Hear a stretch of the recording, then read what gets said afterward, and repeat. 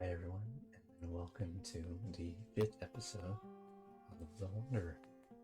Again, I want to thank everybody for coming out, and I am going to be bringing up the YouTube view issue as well. YouTube has been getting rid of a lot of the views that we've had on our videos, specifically for the Wanderer series. So, unfortunately, because of that, I can't tell how many people are genuinely enjoying my content.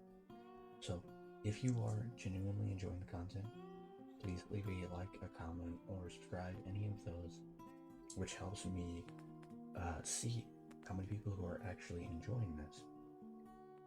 If you are enjoying it and you want to see something different, again, feel free to leave a comment below. If you're not enjoying it, feel free to leave a critique or something to improve on down below as well. Any of those is fine. It helps me improve, helps the channel improve, and overall makes this a more entertaining ride. Well, thank you, and I'll get into the video now. As the Wanderer and Edward have toasted to their lovely little victory, the Wanderer sips from their whiskey, enjoying the amber fluid as it slides down their parched throat, allowing it to cool them and helping with relaxation, feeling a slight warm fuzzy feeling as they drain the glass in one go. Simply set it down and slide it aside, letting the bartender know they will not need any more. As Edward is slowly sipping his while being a bit wide-eyed at the Wanderer, before saying, well, hey, hi, yeah, I'll be damned. That was impressive, I won't lie. Now, hopefully, I can one day reach that point. Doubtful, but I can try. As Edward is, keenly enough understood not to ask about the scars they saw lining the Wanderer's face. He simply sets his drink back down, as before either of them can continue this very one-sided conversation, a very burly man, wearing a biker jacket and sporting a few scars of his own on his face, walks over, grabbing Edward by his collar and yanking him up out of the stool. What I tell you about coming here? You know what happened last time. I told you if I saw you, I'd kill you. Edward, putting his hands up and laughing. Yeah, thing about that is, well, see, I didn't intend to come here. I was following my friend, who I had to repay for saving my life. I don't care. I told you to leave and never get in here again. Here you are. Dumb fuck. I'll kill you this time. As he levels a fist back, the Wanderer comes up out of their seat, slowly and efficiently, fixing their shawl back onto their face, turning around and looking at the big burly biker man. Points at Edward, points to the ground. The biker looks at him laughing. What are you gonna do about it, scrawny? Think I care? Plus, I got my boys don't sit there. Think they'll stop just because the fact that you kicked my ass? You're in a world of hurt for working with this dumbass. I suggest you walk away right now. As Edward squirms in the grasp, attempting to get free, the Wanderer looks up at him, points at Edward, points at the ground, and then cracks his knuckles.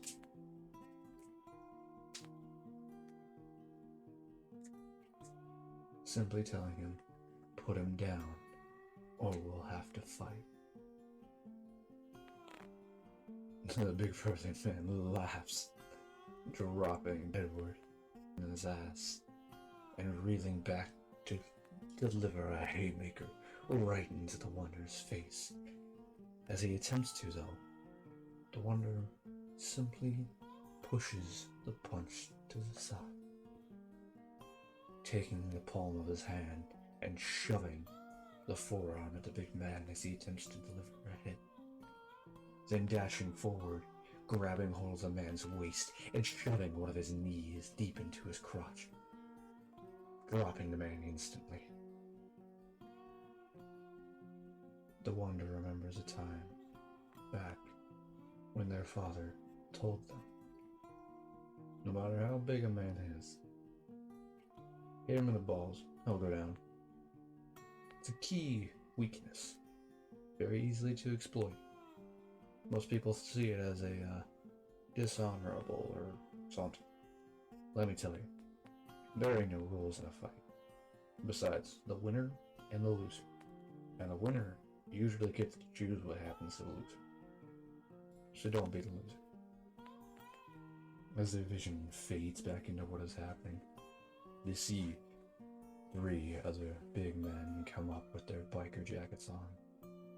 All of them seemingly smaller than their friend, but nonetheless 3 fighting combatants. It's not an easy fight. As Edward stands up, grabbing a glass of whiskey that he was sipping, and smashes against one of the faces of another bartending person. Well, not quite sure who, just a random person, and screams out, "War fight!" As before, next thing you know, people start standing up and punching each other. It turns into an all-out frenzy. Fists flying, and many drinks being thrown, bottles being smashed, and stools being used as weapons. As the chaos ensues, Edward grabs the Wanderer and starts dragging them in a sort of weakly fashion towards the back of the bar, attempting to get out of the window. As they jump through, they both land onto soft dirt outside, while the west sand seems to blow up on them. As they get up, Edward looks over and says, "You know, I am very, very sorry about that. But that looks like a fight that you were getting ready to get your ass kicked. You know you're a badass and everything, and it's really cool. But a bar fight with 3v1, which would have eventually turned into 4v1, or at best 3v2, 4v2. Yeah, I don't like those odds. So, let's instead go back to my place, because I don't think you can stay there for the night. You didn't have anything in there, did you?" The Wanderer simply shakes their head no, and he responds, "Alright, well then, let's keep going then, because yeah, I don't think we're going to be allowed in that bar for a while. Even me, and I'm a regular." As they continue on, Jack leading through the vacant streets, only populated by those who simply have nowhere else to go. Moving through the dust-covered town and eventually finding a small shack. Jack walks up to it, slightly opens the door, reaches around, it seems, contorting his arm to try and slip between the doorway and whatever is in there, flicking a switch as he opens the door the rest of the way. The Wanderer following through as Edward motions for them to follow, seeing what seems to be an explosive trap. Some sort of plastic explosives of some kind, set next to a stick of dynamite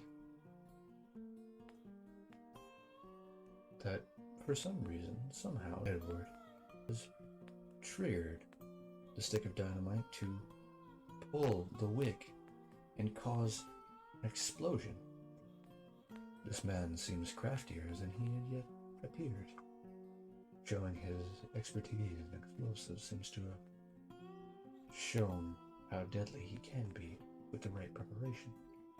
His quick thinking on his feet saved the Wanderer from a bar fight, and, as well as, also, seems to have shown the fact that he is prepared for in case someone attempts to come after him. He turns, saying, sorry about that. That's a precaution. Because my basic theory is, one of these days, a group of people is going to come to kill me, that'll kill them. And me, maybe. But hey, if I die killing the people who were trying to kill me, win-win for me, I guess. Well, actually, it's a lose-win, but yeah, net positive. I killed more assholes, so this world has less assholes. Yeah, get it? I mean, I don't think myself an asshole, but not the point. Not the point. So welcome to Casa de. Wait, is that Spanish? Did I get that right? Yeah, whatever. Welcome to my house. Yeah, it's a bit of a shack. I do have 2 cots, so fortunately you can use the other one.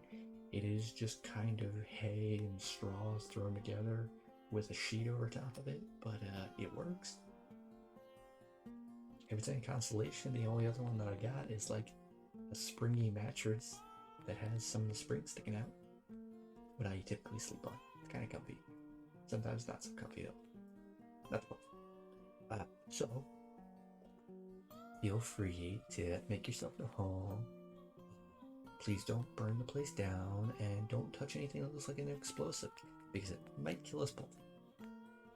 Alright, but I'm gonna go ahead and hit the hay because I'm exhausted from being kidnapped, being assaulted, and starting a bar fight.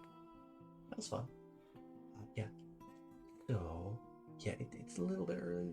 The moon's only just out, but you know, I'm tired. So I'm gonna go pass out now.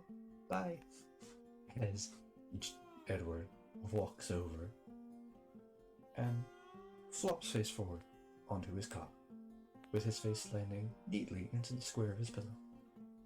And then shortly after, snoring can be heard in the entire shack. The Wanderer thinking, simply, how did I get myself mixed up in whatever this is? I was just doing what I needed to. As they finish their inner monologue, simply sitting down on the cot that Edward had mentioned before, they lean their head back, resting it against the wall, and ready for a new day to take over from whatever is left of this.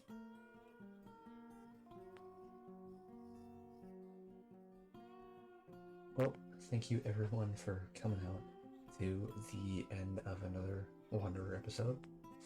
Things have gotten a little bit hairy for the 2, but should be a fun little adventure. But again, I will say, if you did like the video and you want to see more of it, feel free to drop a like, drop a comment, subscribe if you really would like. I just asked this to show how many people who are actually engaged in the videos and are enjoying them. I plan on doing more of these. I am going to be doing a lot of the backlog, so if you do see more videos coming out on a regular basis after a good bit of hiatus, almost like that's what you would call it, it's because of the fact that me and my editor are working on getting everything together, getting all the videos together, and having a backlog so that way we can ship them out to you guys as much as possible. Well, I want to thank everybody again, and I will see you all in the next video. Peace.